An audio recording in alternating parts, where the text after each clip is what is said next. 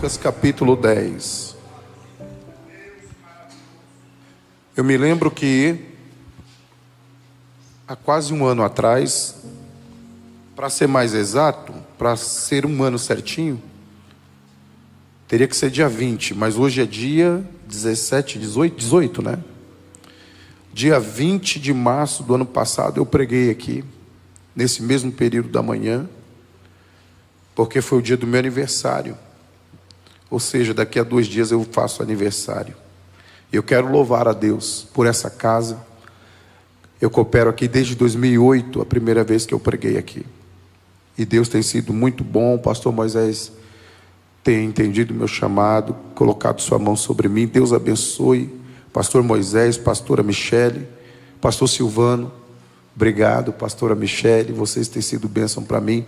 A Maria e o Mateus, obrigado vocês. A Vanessa e o Davidson, são pessoas extraordinárias. Aliás, todo o OBS, os meninos da câmera, os meninos que estão lá na mesa, e essa tropa de elite de Deus aqui, o BOP de Deus aqui. Vocês sabem que eu amo vocês. Se faz me acompanhar, muito gentilmente, hoje o pastor Mateus Aguiar, esse príncipe de Deus. Pastor Mateus é uma potência na mão de Deus, pastor. Canta, prega, e ainda é modelo, é brincadeira um negócio desse. Ele é filho do pastor João Aguiar, com quem eu mantenho laços fraternais, e é amigo dessa casa, pastor João. E vai ser uma bênção sentar para te ouvir. Dionei, muito obrigado. Ficou difícil pregar agora. Nosso Lutero está sentado ali no meio. Deus abençoe. Capítulo 10, versículo 25. Quem achou, diga amém. E eis que se levantou um certo doutor da lei, tentando e dizendo: mestre, o que farei para herdar a vida eterna? Mestre, o que farei para herdar a vida eterna? Mestre, o que eu farei para herdar a vida eterna? Tome o seu assento em nome do Senhor Jesus. Nós sabemos que este autor, por nome Lucas, é o único autor não judeu do Novo Testamento. E eu digo para vocês, sem sombra de dúvidas, sem equívocos, ele é o meu autor predileto. Eu tenho uma empatia por Lucas devido à história que permeia a sua vida, a sua existência. Lucas cresceu na casa de Diodoro, procônsul de Antioquia. E enquanto ele crescia na casa do procônsul, ele foi submetido a uma grande cultura. Você sabe que todo grego, e ele era grego por nascimento, filho de Ísio e Enéas, todo grego já é amante da sabedoria. Sofia em grego, sabedoria, faz com que todos os gregos, ou pelo menos naqueles idos do século I, fossem totalmente apaixonados pela sabedoria. Homens como Sócrates, homens como Pitágoras, Anaximandro, homens como Platão, Epicuros e outros pensadores emergiram dessa cultura grega, filósofos, homens com um saber tremendo. E Lucas era filho de um bibliotecário. Imagine só crescer dentro dessa cultura. Dentro da casa do procônsul de Antioquia, o seu pai era o guardador pessoal de livros deste homem. E Lucas então conviveu com o médico da família de Diodoro, que era Quepta, um babilônico, um iraquiano, um caldeu, que cuidava das feridas, cuidava dos prisioneiros, dos servos da casa. E aquele homem percebeu que Lucas, ele tinha uma vocação para a medicina. E por que isso? Porque toda vez que ele ia cuidar de algum ferido, ele percebia que aquela criança não tinha medo, pastor Jackson, não tinha paura de estar próximo àqueles homens que estavam feridos. Por mais que ele enxotasse aquele pequenino, ele insistia em estar na presença de Quepta. Ao ponto que Lucas então é enviado para Alexandria, capital do antigo Império Macedônico, para estudar medicina. E quando ele se forma em medicina, ele é convidado a ir a Roma, onde vai fazer o seu período de residência médica. Ali é que ele conhece o apóstolo Paulo, sua vida é transformada. E Lucas, além de médico, vai despertar então uma vocação, a vocação de historiador. Ele volta para a Judéia e ele vai escrever 2 livros. O primeiro, o Evangelho, o segundo escreveu Lucas. E depois, o segundo tratado a Teófilo, que nós conhecemos como Atos dos Apóstolos ou Atos do Espírito Santo. Lucas é o autor que mais falou sobre a pessoa do Espírito Santo nos evangelhos sinóticos. Vale lembrar que evangelhos sinóticos são os evangelhos similares: Mateus, Marcos e Lucas. João está numa classe reservada, separada. Cada um deles tem uma visão específica do ministério de Jesus. Por exemplo, Mateus apresenta Jesus como o rei dos judeus. Marcos apresenta Jesus como servo sofredor. Mas Lucas vai apresentar Jesus como filho do homem. Ele vai falar com particularidade por causa do seu conhecimento médico. E as revelações que Lucas mostra no texto, além de históricas, são contundentes, assertivas, porque ele é detalhista. E ele vai registrar no capítulo 10, com muita expressão, essa pergunta de cunho soteriológico de um doutor da lei. Ele vai falar sobre soteriologia enquanto Jesus está pregando, e vai perguntar assim: mestre, o que eu devo fazer para ser salvo? A verdade é que é uma pergunta retórica. A pergunta retórica, ela vale quando você já sabe da resposta. Além de ser retórica, ela estava cheia de capciosidade. Ele queria apanhar Jesus, pastor Dionei, na sua mensagem. Então ele vai perguntar: mestre, o que eu devo fazer para ser salvo? Na verdade, nada que o homem possa fazer lhe dará mérito para a salvação, porque, oh glória, porque a salvação é pela graça de Deus. Você pode jejuar o quanto quiser, você pode orar o quanto quiser, você pode tentar se apartar do mal o quanto quiser, isso não vai garantir que você seja salvo. Mas se com tua boca confessares, oh, alguém está aí, que Jesus é o Senhor, a graça dele vai te envolver. E nós só estamos aqui por causa dessa palavra pequena chamada graça de Deus. Você não prega porque você é bom, você não canta porque você é bom, você não está vivo porque você é bom. O pastor Moisés sempre diz aqui: não há méritos em nós mesmos, tudo é pela graça, tudo é por causa da graça, tudo é finalidade, produto da graça de Deus, porque dele e por ele e por causa dele são todas as coisas. Glória pois a ele eternamente, amém. Mestre, o que devo fazer para ser salvo? E Jesus vai devolver a pergunta com outra pergunta retórica, e vai perguntar para ele assim: o que diz a lei? E ele responde então: amarás ao Senhor teu Deus de todo o teu coração, é parte do Shema de Israel, e amarás o teu próximo como a ti mesmo.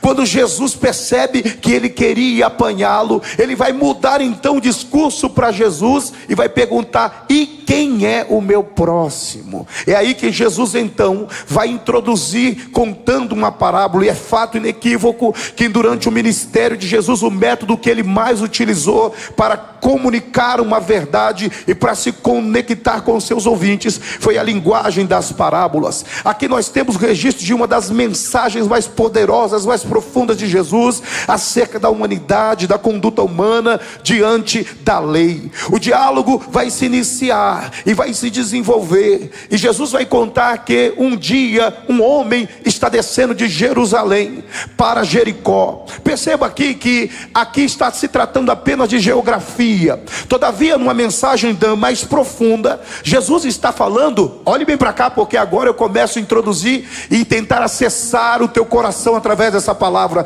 Jesus está falando sobre o declínio moral, o declínio espiritual. Faça assim com a mão a nível de uma dinâmica, faça comigo assim. Ele desceu, faça comigo, ele desceu de Jerusalém para Jericó. Então é óbvio que Jericó está a 1000 metros de distância de Jerusalém. A descida era terrível, eram curvas sinuosas, a descida escondia perigos terríveis. Mas veja bem, o homem está descendo, e eu falei para você e vou repetir, isso fala de declínio moral. Jerusalém representa a presença perfeita de Deus. Jerusalém significa o centro da vontade de Deus. Jerusalém significa o lugar de comunhão com Deus. Eu vou ficar nessa até alguém chegar. Jerusalém significa lugar de intimidade. Jerusalém significa lugar de segredo. Jerusalém significa lugar de festa. Mas ele resolveu descer de Jerusalém para Jericó. E eu estou pregando para alguém aqui que de repente você já esteve mais alto do que você está agora.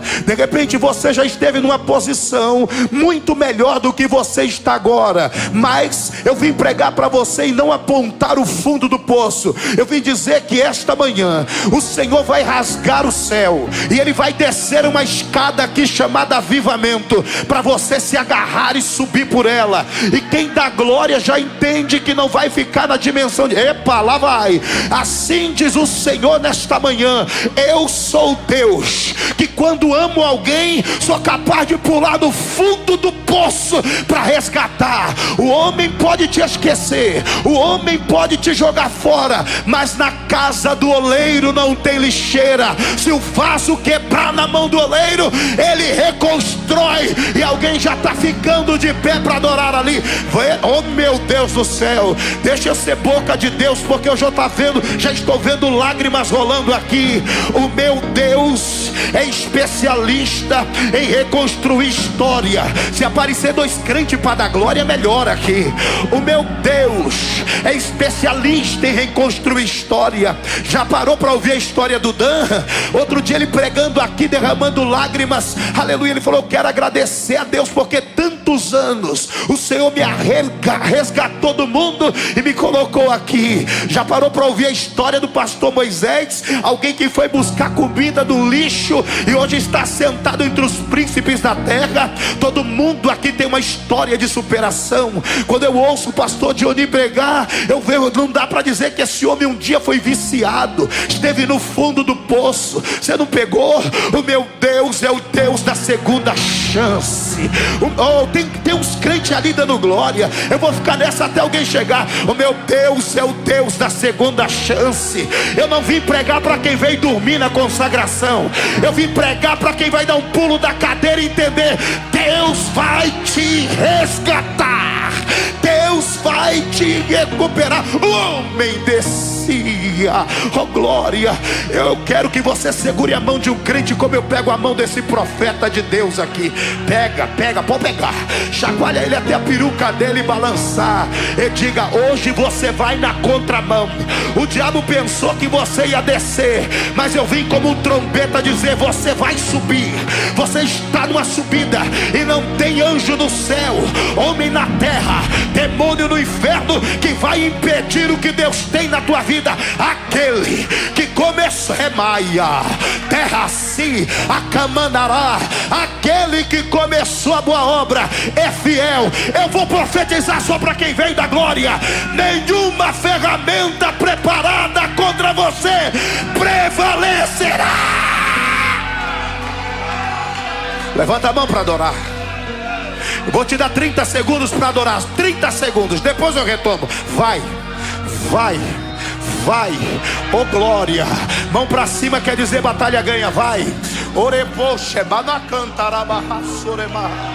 Um homem descia.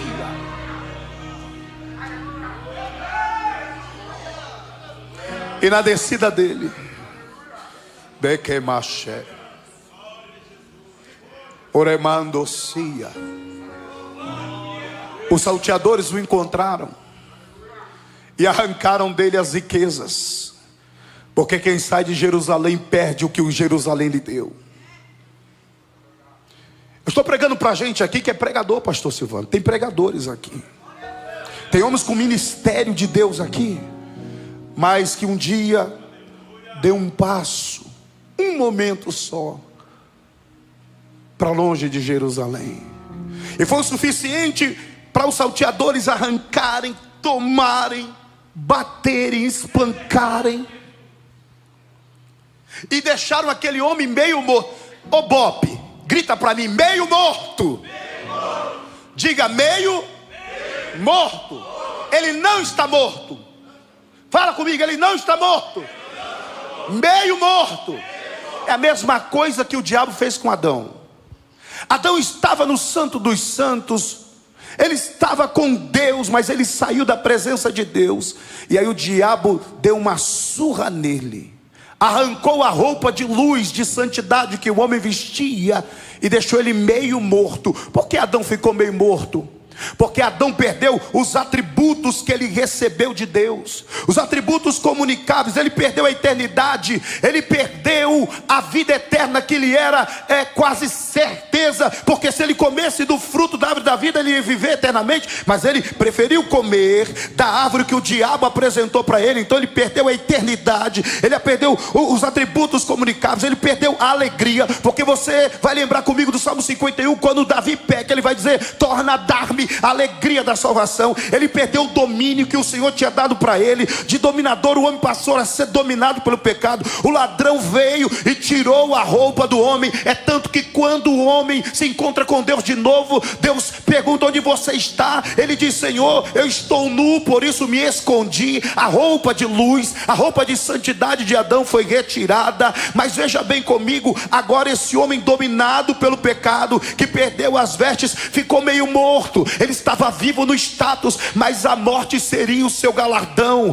Paulo vai dizer: por um homem entrou o pecado no mundo, porque todos pecaram, destituídos foram da glória de Deus. E por um homem entrou o pecado do mundo, e a paga do pecado é a morte. Todo homem que peca começa a morrer. Morrer espiritualmente, morrer diante da família, morrer diante da igreja, morrer diante da sociedade. A queda destrói, a queda humilha o homem. Este homem aqui agora é um morto vivo, ele é um zumbi espiritual. A palavra aqui para ele mais apropriada seria cadáver. O cadáver tem duas palavras para definir cadáver no latim: cadéria. Cadéria dividida por três vem com coro, data e vermigum. Vermigum, data é a hora do óbito, coro é o indivíduo, e vermigum é a decomposição química que o corpo atravessa depois de 24 horas. Mas a outra expressão para cadáver é cadéria, que quer dizer um corpo que caiu, alguém que foi ao chão, uma queda da dignidade, uma queda da eternidade, uma queda da santidade. O diabo caiu de cima para baixo, e agora ele quer derrubar Adão também. Ele consegue, mas agora veja, nada que passasse por Adão resolveria o seu problema. Aqui na parábola nós vemos a religião, o sacerdote elitizado passando com a sua classe de conhecimento e erudição judaica. Ele passa pelo homem, ele vê o homem quase morto, mas ele não quis se comprometer. O maior problema da nossa geração é quem diz: eu sou pastor, mas não pastoreia ninguém. Tem gente, vou falar, Jesus, tem gente que é pastor no título, mas não é pastor na prática. Ser pastor é mais do que pregar e receber um salário da igreja. Ser pastor é ligar para alguém que sumiu do culto. Ser pastor é ir visitar um órfão, uma viúva. Ser pastor é atender alguém com a cesta básica. Ser pastor é ver alguém que caiu nas drogas e dizer: eu não vou te abandonar, eu não vou desistir de você. Aleluia. Ser pastor é mais do que falar bonito, do que expressar uma boa oratória teologicamente, porque seminário não chama pastor e não forma pastor. O que chama pastor é a voz que Jeremias ouviu: eu te escolhi desde o ventre da tua mãe e te dei por profeta às nações. A vocação, aleluia, fora da igreja fala mais do que ela dentro da igreja. Quanta gente ama no microfone, mas fora dele odeia. Quanta gente prega o amor, mas não exerce a compaixão e nem a misericórdia. O homem saiu de Jerusalém, o sacerdote, ele acabou de sair do culto, e depois do culto ele já não tinha azeite, ele já não tinha vinho. Talvez ele deixou tudo no altar de Jerusalém, talvez ele deixou tudo na igreja, mas ele se esqueceu que aquilo que nós recebemos aqui é para carregar por onde nós passamos. Há feridos, Há feridos no meio do caminho, há feridos que já não estão no nosso meio, e Deus está dizendo: a minha proposta não é encher você para pular aqui, saltar aqui, rodar aqui e ficar depois do culto passando de largo. A minha proposta é encher você aqui para sair daqui, curar quem caiu, levantar quem caiu. Adore o nome do Cordeiro, porque hoje a sua botija será cheia. Quem acredita, reaja dando um grito de glória.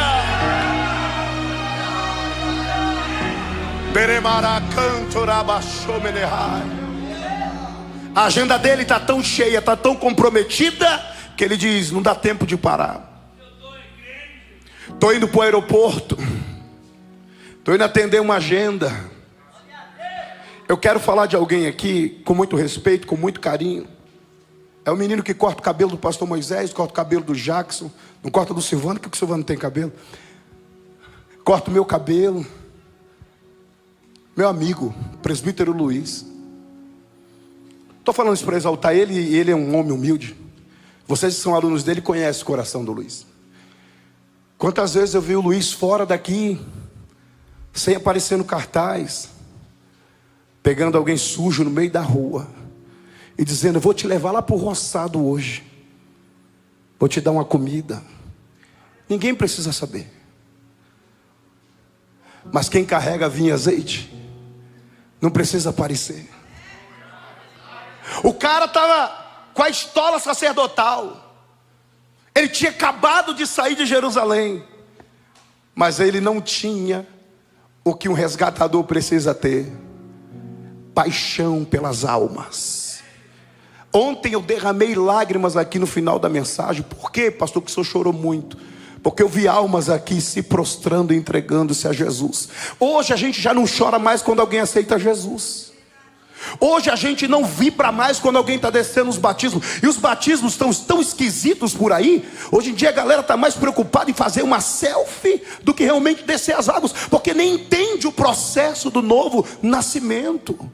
O batismo virou um show, quando era para ser um velório. Um velório, sim, é claro, porque ali você está sendo sepultada, a velha criatura. Você está entendendo o que está acontecendo? A gente está banalizando as coisas. Ele sai de Jerusalém com a estola sacerdotal, pastor Silvano, mas ele sai vazio de misericórdia, vazio de amor, vazio de óleo e de azeite. E vem o levita atrás dele, o sistema religioso todo atrás. Aquele levita, o sonho dele era ser um sacerdote um dia. Então ele tem aquele sacerdote, pastor Jackson, como uma referência. Ele diz: já que o pastor não vai fazer, eu também não vou. Porque tem crente assim: para ele dar glória é só se o amigo do lado der, para ele pular só se outro pular, para ele evangelizar só se outro for. Mas Deus ainda tem um remanescente, Deus ainda tem uma geração que não depende do embalo de alguém para fazer. Ou você vai fazer independente de alguém, porque Deus tem um chamado e um compromisso com a sua vida. Ele vai passando de largo.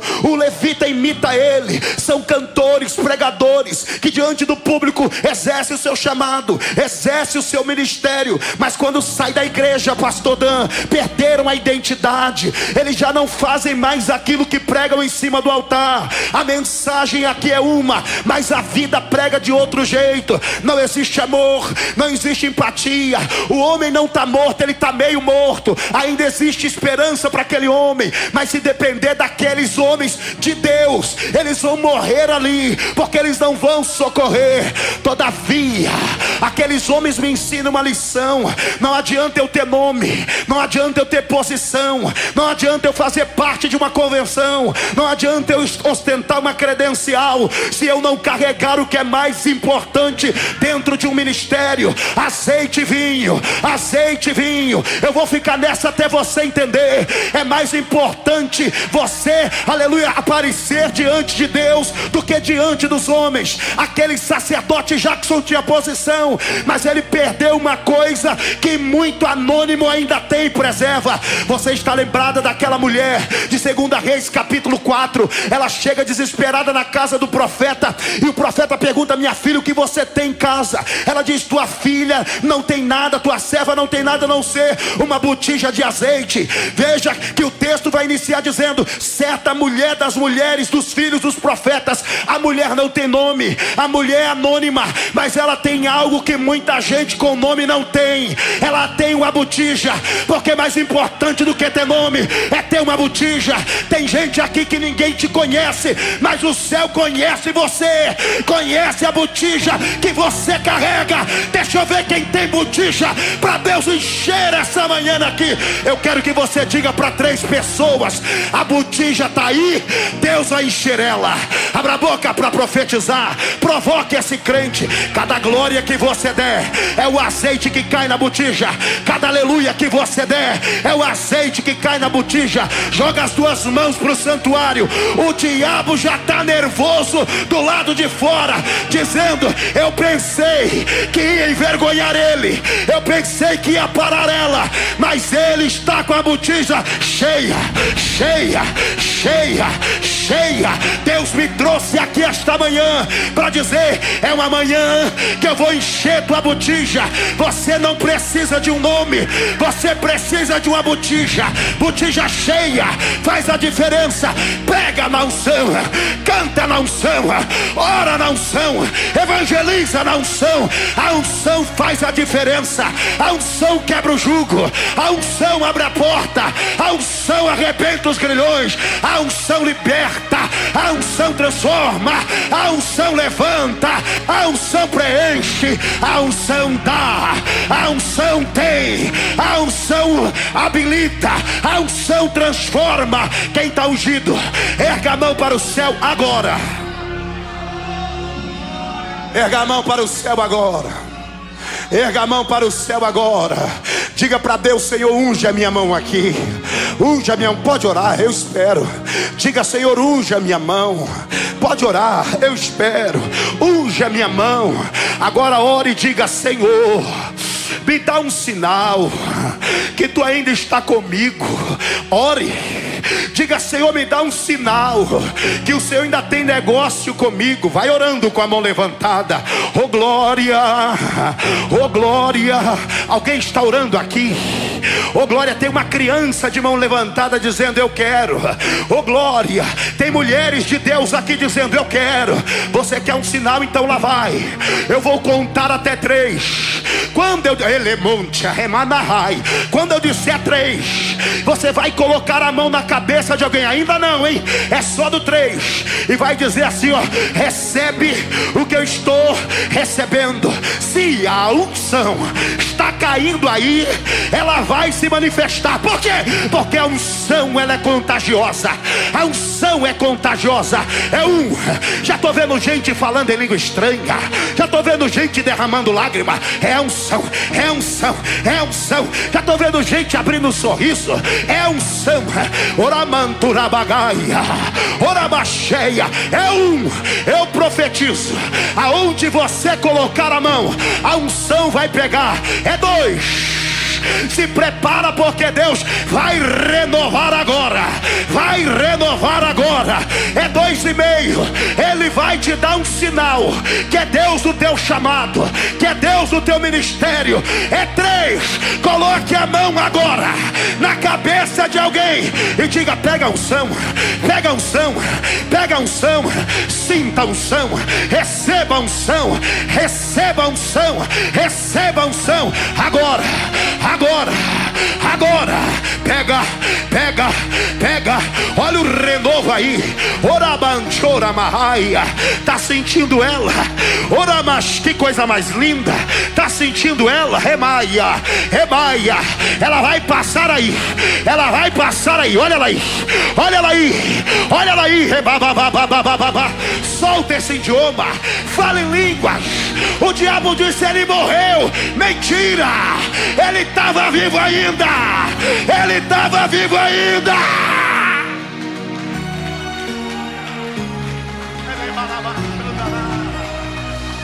Dá para dizer para 3: você está vivo ainda? Diga para ele, diga para o seu companheiro aqui: ei, você está vivo ainda, não vai morrer, não vai morrer. Está chegando socorro aí, negão, não vai morrer. Alguém está adorando, não vai morrer. Vou ficar nessa até alguém reagir, não morre.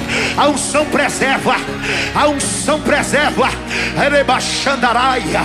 Deus não revoga os dons, a unção preserva. Ele vai morrer, não vai. Aparece alguém na história, aparece alguém que não vem de mão vazia. Meu Deus, eu quero ver quem chega do glória comigo. Me ajuda na comunhão. Aparece alguém que não vem de mão vazia. A primeira coisa, ele se aproximou. Era para você ter dado um glória, lá vai. Ele chegou pertinho, ele não teve nojo, ele não isolou. Ele disse: você não vai morrer. Se depender, Maia, se depender de mim, eu vou te resgatar. Adore, adore, adore, adore. Posso ser boca de Deus para alguém aqui? Está parando alguém para te socorrer esta manhã. Não, vou pregar só para aquele crente lá que está dando glória. Vou de novo, hein? Está parando alguém do céu. Derremar, se reprominar. Vou profetizar, telemite, ó. Tá parando alguém do céu aí. Eu tô vendo alguém adorando. Tá parando alguém do céu para dizer: enquanto eu estiver aqui, você não morre. Vou te preservar. Quando ele se aproxima, ele não vem de mão vazia. Ele primeiro derrama azeite. Ele primeiro, eita, alguém está dando glória. Ele primeiro derrama azeite. Pega o azeite aí agora. Pegue esse azeite aí. O azeite é para curar as feridas. O azeite é para arrancar a dor.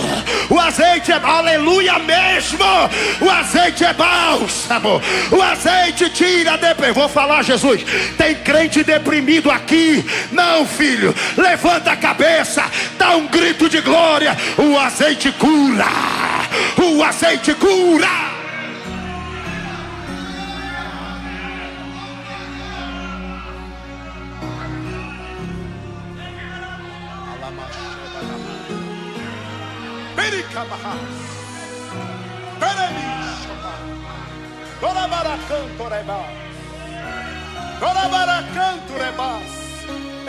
O azeite cura. O azeite cura.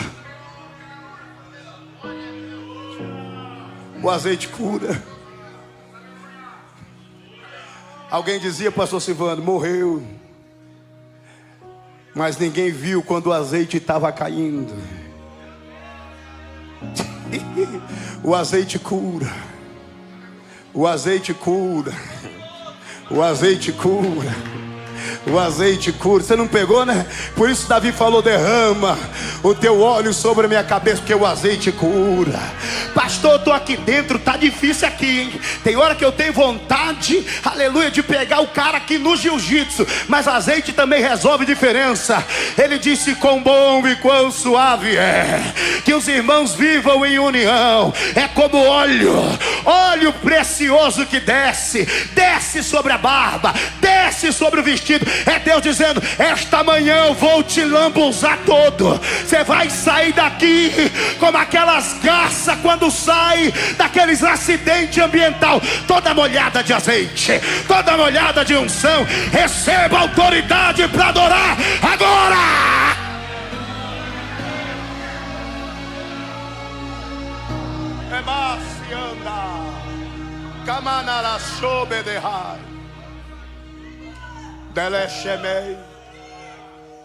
Depois do azeite, ele vai aplicar vinho. Pergunta: por quê, pastor? Não, vocês estão aí? Por quê, pastor? Porque o vinho era para duas coisas. Primeiro, antisepsia, para limpar as feridas. Alguém está aqui? Vou de novo. Para limpar as...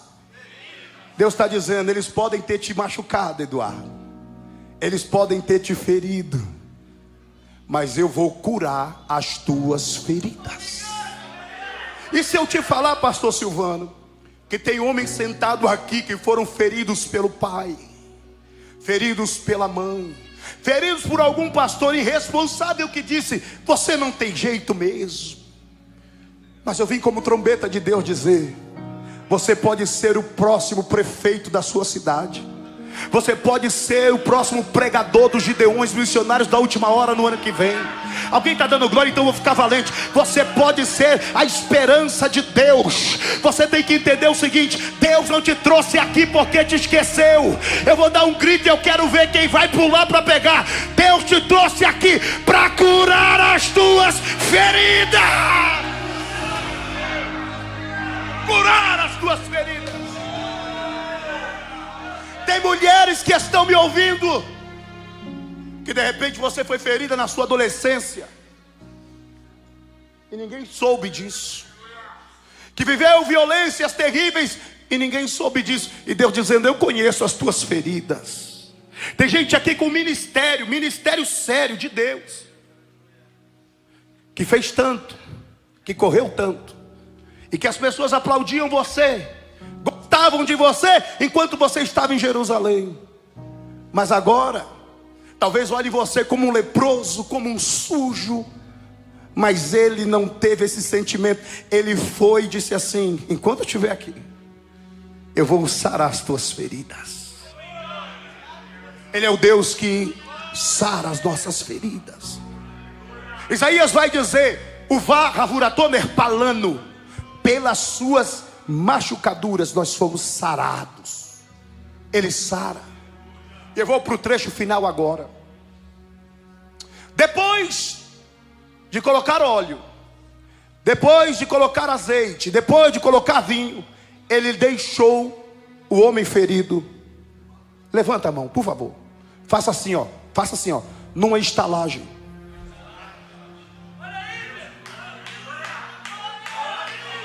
Só aquele lá entendeu? Eu vou de novo.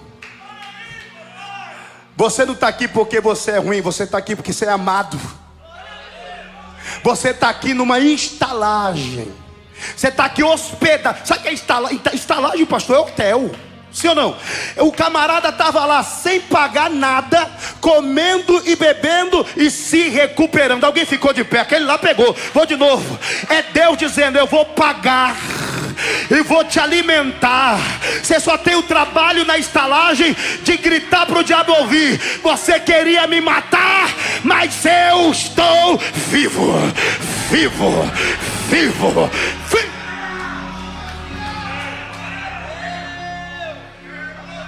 Você não tem direito de reclamar nessa estalagem. Você não tem direito de dizer: estão me apertando muito.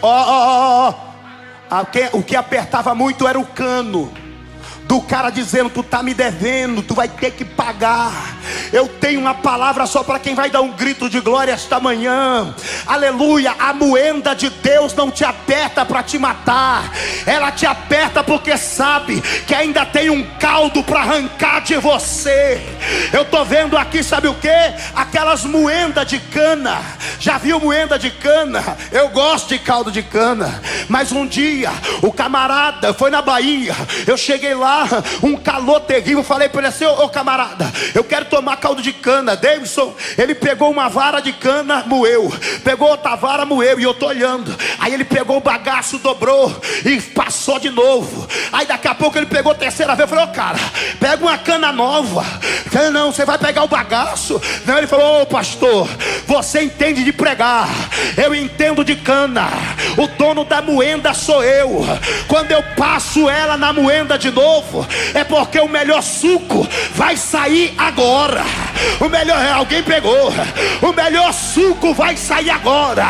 Quiseram moer você, quiseram quebrar você, mas Deus está dizendo: é agora que o melhor suco vai sair. Sabe quando Davi, pastor Silvano, escreveu a música mais bonita? Não foi quando ele estava no pasto, foi quando ele estava no topo. Só que quando ele estava no topo, ele caiu, Mateus. Olhou para a mulher dos outros, matou o camarada e caiu. O diabo falou: nunca mais canta, nunca mais se levanta. Eu derrubei o rei de Israel. Mas Deus está do outro lado dizendo: que nada, é agora que ele vai cantar o melhor cântico. Davi pega a pena, Jackson, e vai compor, e ele vai dizer: contra ti, somente contra ti pequei, Senhor. Eu fiz o que era mal diante dos teus olhos, e tu serás justo no teu falar, justo no teu julgar. Em iniquidade me concebeu minha mãe, em pecado me gerou meu pai. Mas tu, Senhor, tu tem o poder, Senhor. Lava-me e ficarei mais branco do que a alva lã. Purifica-me dos meus pecados. E tem outra coisa: torna a dar-me alegria da tua salvação. Cria em mim, ó Deus, um coração puro.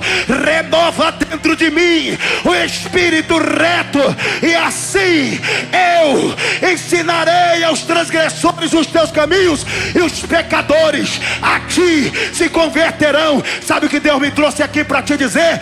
Você vai sair daqui mais cheio do que você chegou, mais crente do que você chegou, mais salvo do que você chegou. Fica de pé dando glória, fica de pé adorando. Adore a Ele.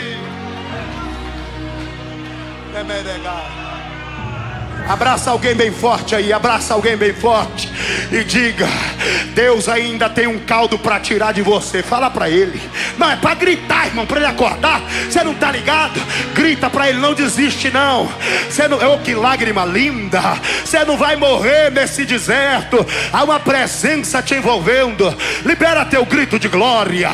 Aumenta o teu grito de glória. Vem comigo, quem tem glória dá glória, quem tem aleluia dá aleluia. Ainda tem um suco para sair desse processo. Pastor, eu estou precisando de vinho e de azeite essa manhã. Corre aqui na frente. Corre, mas vem logo. Pastor, eu creio numa restauração profunda no meu chamado, no meu ministério. Corre aqui na frente. Você não vai parar. Isso, irmão, glorifica mesmo. Tu sabe de onde Deus te arrancou. Tinha gente aqui fedendo embaixo de uma ponte, mas o bom samaritano parou. Alguém está dizendo obrigado. Tinha gente aqui rasgado, abandonado, mas o bom samaritano parou. Eu vou falar para ver se tem glória ainda aí, ó. Nessa casa ainda tem azeite. Eu vou de novo: nessa casa ainda tem azeite, nessa casa ainda tem vinho. Vinho é alegria, é Deus dizendo: você não vai se acabar nessa tristeza. Eu estou controlando o teu processo. Adore mais. Não, se é para adorar, dá um grito aí. Dá um grito para ele saber que apesar das dores você está vivo.